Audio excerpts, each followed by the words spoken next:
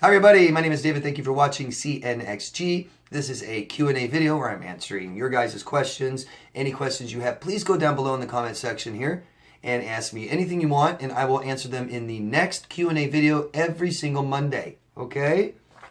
So this is part 2, and we'll get started with the next question. Is from Samantha from United Kingdom, Manchester. Does it help the narcissist in the end if you educate them? Yeah, I mean, we should always educate every person, right? I love a good education. Even college is the best, or even a bachelor's. So should we tell them that they're narcissists? Should we let them know what a narcissist is? What everyone else will tell you is no. Okay? Because of their very bad introspection and awareness and believe that they don't have a problem, if they believe there's a problem, they would get help on their own, wouldn't they? They don't think they have a problem, or they don't see that they have a problem. They think it works for them, okay? So my opinion is, let the doctor tell them when they go get help. Because if you're just coming up and telling them, how easy is that? Tell them to go get help. Will they? No. So what's the point? Okay, that's one. Two, if they're abusers and they don't care to get help, and you tell them, they go use that information to make them better abusers. And I've heard him say it. I don't quote me, but I think it's HD Tutor that said, all this information makes me better at manipulating people. And I hope you can understand that. I can. I know a disordered woman who, I mean, I don't talk to her, but I can view her. And I mean, it's just anything you say or do. It's projection, gaslighting, triangulation, manipulation. And it's like, she just throws anything you say or do. You let her know what she's doing is wrong. Don't gaslight me. She'll smear campaign the hell out of you, right? And if you say, stop smear campaigning, you're smear campaigning me. I mean, it's just sick. It's just like, make sure you take no responsibility at all. And that's what they'll do. That's perfect ways to deflect and bounce it back at you. And you know what I mean? So once they know this terminology and what it means, makes them better at it. And it does. I've seen it, witnessed it. I can point you in directions you can see how these manipulators use all this crap. Projection, gaslighting, triangulation, fucking all this crap they'll spew at you while they're doing it all to you. And if you say one word, I don't like this, please stop, you're the one doing it. No, you are. No. And they come up with all these technical terms that try to reinforce it, prove it true. So, if they want help, they can go get help, right? They'll do that when they believe they have a problem, right? They don't think they have a problem. Or they have problems, but it's not their fault. You know, if we don't need to tell them crap, right? Who are we? Can't diagnose him. You know, he already devalued you, doesn't care what you think, doesn't care how you feel, doesn't care what you say. It won't do any good. It just won't do any good. And, you know, then we can get in, and I don't think we even need to get into the argument of narcissists can't change. I don't even need to go there. I've seen narcissists stop abusive behavior. Whether that's, you know, that's up to you to decide how much they change. But my opinion is they can find out what the hell they are when they go ask for help, and a doctor can tell them those things, because then there's somebody that at least cares. Maybe it'll be applicable, you know. But other than that, you're just talking to the back of their head. They don't care. You know what that's like. Try and give them some, helpful advice and information. No, that's not true. You don't know. No, I'm not. It won't work. They don't care. They really don't care. You know, the most I've seen a narcissist care is, I'm not a narcissist, I'm a sociopath. Oh, yeah, narcissist isn't good enough for them. I'm a psychopath. Oh, okay, great. You're a fucking psychopath then. Yeah, I'm not a narcissist. It's okay. And there again, nobody wants anything to be wrong with them. you start telling them there's something wrong with you, and who are, you're the other side of that relationship. So it's your fault no matter what to them. So you can come back and tell them there's something wrong with them. They'll be like, yeah, right. Nothing wrong with me. Or they'll go find out what a narcissist is, and they'll just say it's you. You're the narcissist.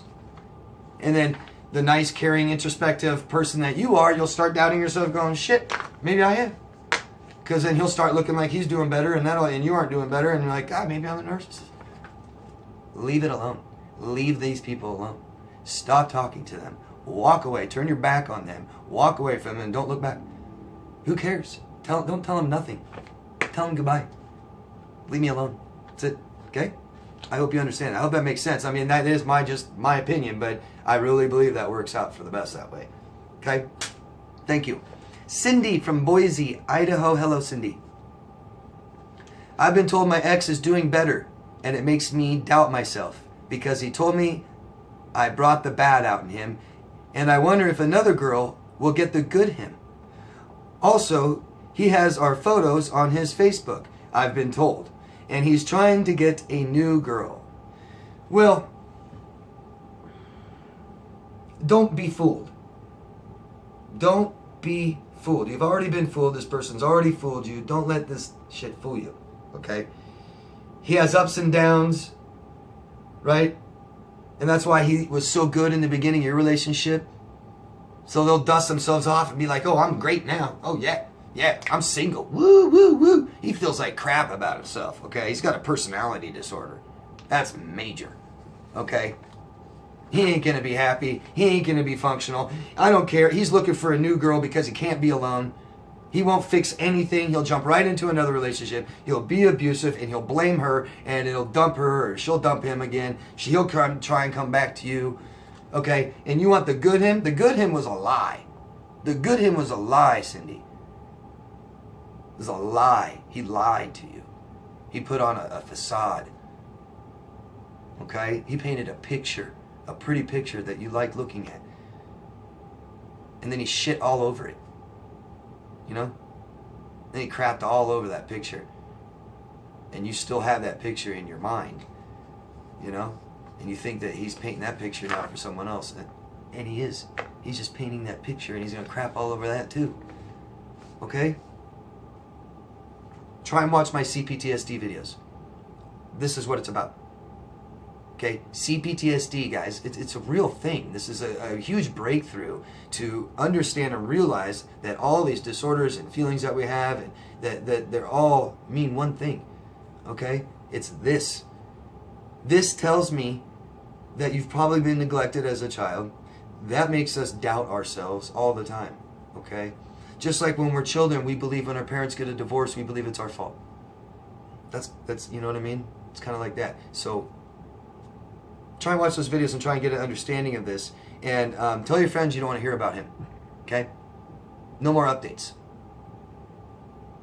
And I hope you don't have friends that are friends with him, because then your friends are sick too. Okay? Thank you, Cindy. Thank you. Luke from the United Kingdom. Hello, Luke. Can you tell me the difference between BPD and ADHD? So Luke's asking what the difference is between borderline personality disorder and attention deficit hyperactivity disorder. Well, they're two totally different things in totally different categories, okay? They're both disorders, but one's personality disorder and one's attention deficit hyperactive disorder in the name. So you have a personality disorder, and then you have someone that can't pay attention and is hyperactive. Okay? They're different. They're different. And but they're connected, they're related. I believe children that are diagnosed with ADHD, or I believe they're 5 times more likely to be borderline as adults. Borderline personality disorder is a lifelong thing. We can't judge someone, we can't just look at someone at one moment in their life and say, oh, by this reaction you're borderline. It's over time, it's who you are.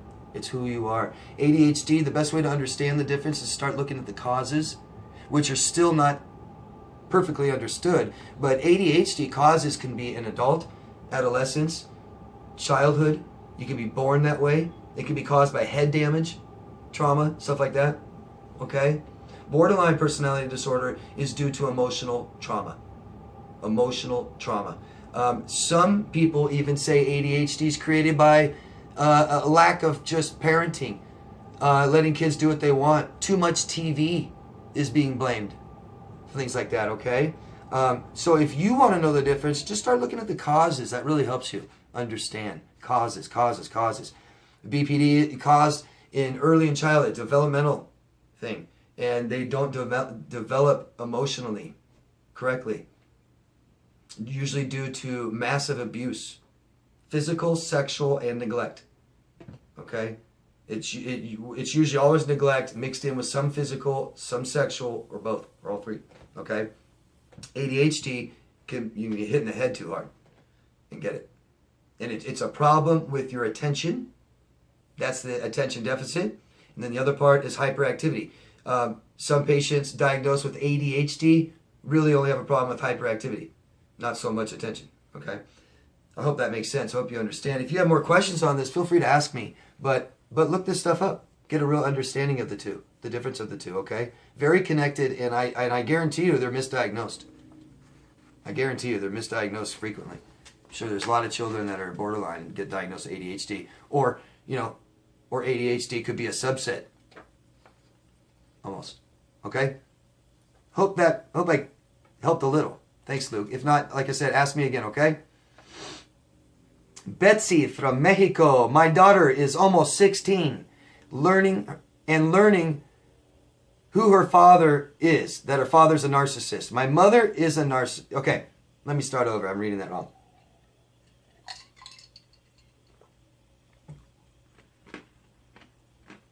Betsy from Mexico is saying that her daughter is almost 16 years old. And she's beginning now to learn that her father is a narcissist, that Betsy's mother is a narcissist, that Betsy's brother was an alcoholic psychopath. Betsy's saying that her daughter is an A student. And you're saying, Betsy, that you don't want to bomb her with too much information, but she is way too smart. I think this is fine. I know that, this is about abuse and trauma and some pretty stuff you don't want to expose to your children.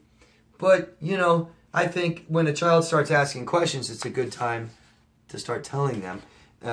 I think she can handle it, and man, would I love to have known this stuff at 15.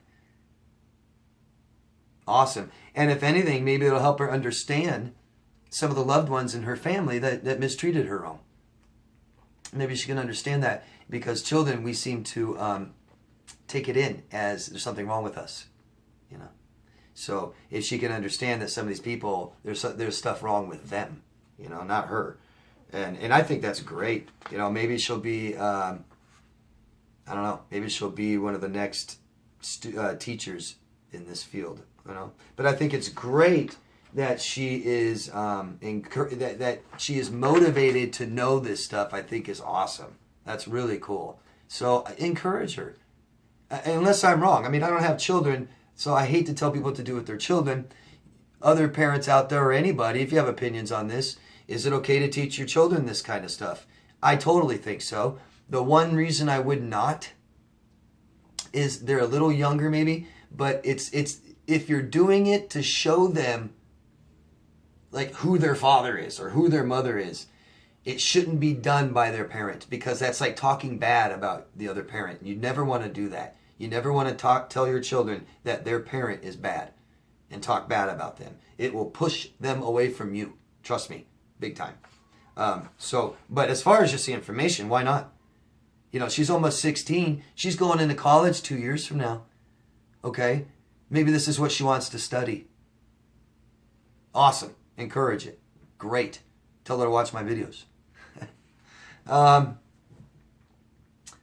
Claire from the United Kingdom. Hello, Claire. Have I done the right thing have I done the right thing taking our child away from her narcissistic father?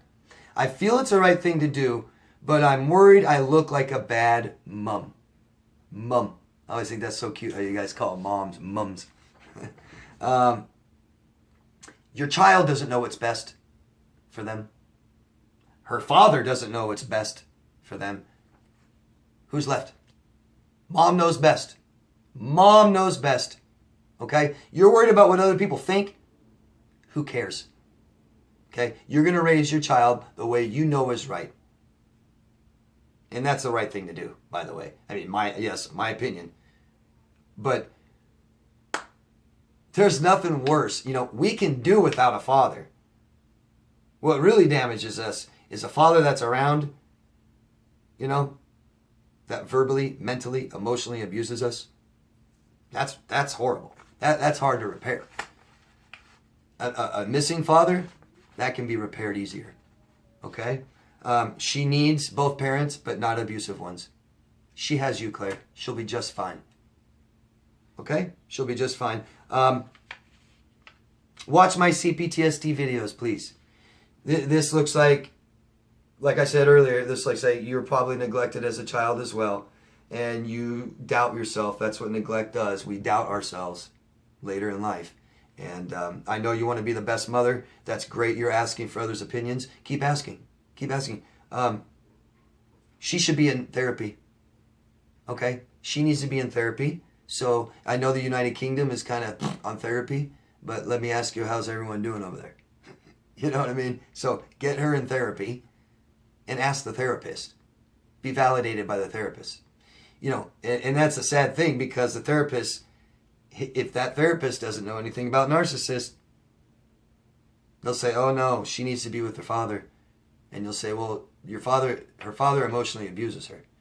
And the therapist look at you like, it's amazing. It's amazing. It's a fucking blind leading the blind out there.